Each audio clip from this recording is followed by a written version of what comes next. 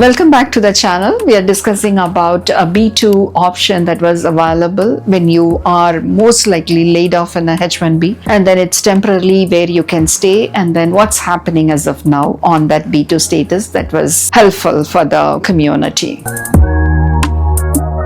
So I wouldn't say to keep it as a longer option to stay back. It's an option that was provided by the Biden government. How it helps is there was a policy memo that happened and that was available on the USCIS website. The biggest question now is it's archived. So what's happening to that? Keeping that in mind, we'll go back to the next question, what you asked about it. How it helps is, say for example, you lost your job being on a H1B. You have 60 days grace period. Before that, you have to leave the country. So for those kind of people, this B2 was helping them to change the status from H1B to that of a B2. Also, the Biden government has given a clear instruction about they can definitely attend interviews, look for a jobs when they be on the B2. So that's something very helpful, and we had been making use of it for people who can be changing their status to B2 by filing that. And then all that they have to do is, once they find the job, they can definitely go back to the H1B visa. But only thing they have to keep in mind is they have to wait for the H1B to get approved. So this was helping them to transit and then keeping this as a temporary bridge for them to continue their stay over here. But doesn't mean that they can extend their stay just for a temporary period. They were making use of it. So what happened right now is a big question. It has been archived as of now from the USCIS website. But again, we are still following up to help all these beneficiaries who are helping, because we are not, as of now, there's no update on the memo. Even within the attorneys community,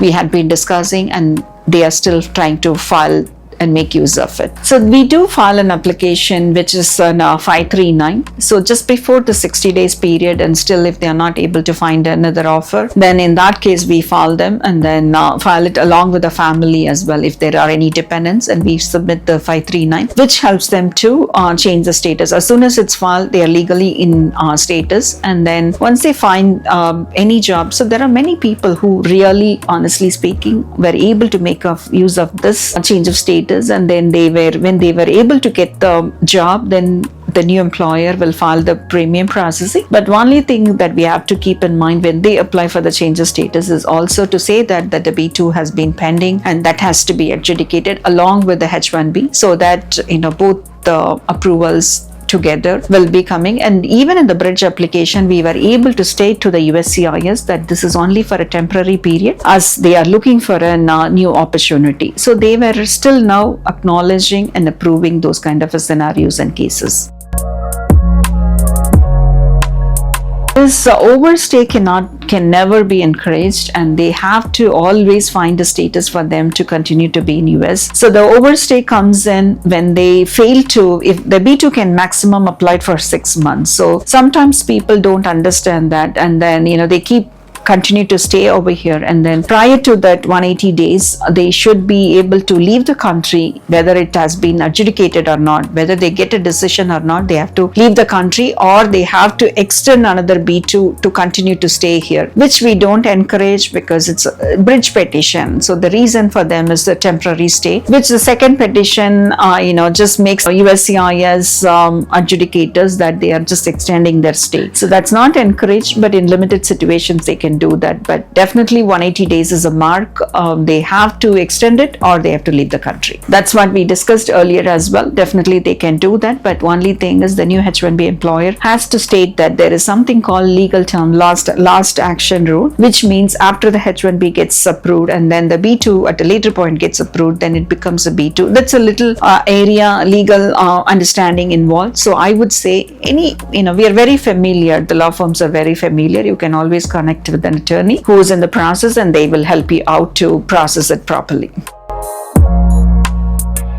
I don't think so. This is a temporary bridge petition, and which is allowed till now.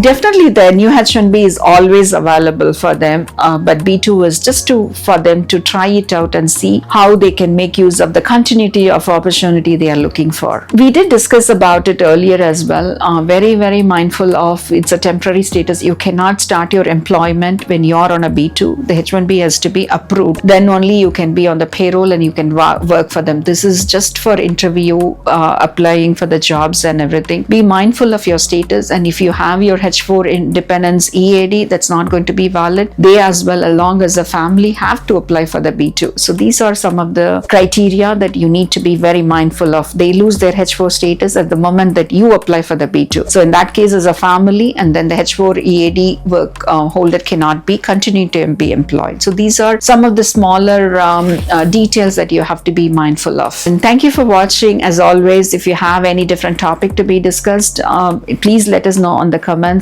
Your encouragement matters for us a lot. So please let us know and we'll be glad to connect with you. Thank you.